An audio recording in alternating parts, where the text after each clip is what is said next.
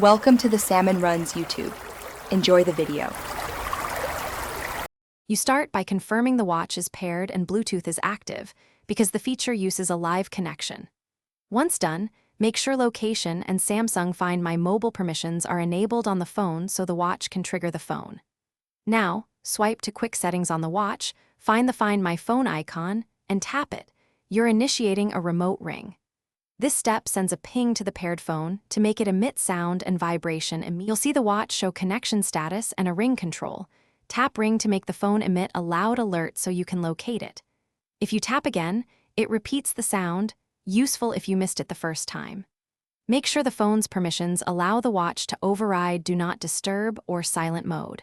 Otherwise, the alert might be muted. This method uses a Bluetooth trigger, so proximity affects reliability and volume. Once you hear the phone, you can stop the alert from either device. Press stop on the watch or dismiss on the phone to end the ring. If the watch can't reach the phone, first check Bluetooth range and that Galaxy wearable and Find My mobile permissions are intact, then restart the watch and phone to refresh connections. If that fails, use Samsung's Find My mobile online as a fallback. One tip: toggling Bluetooth off and on often restores the link quickly. Thanks for watching. Consider subscribing if we helped you.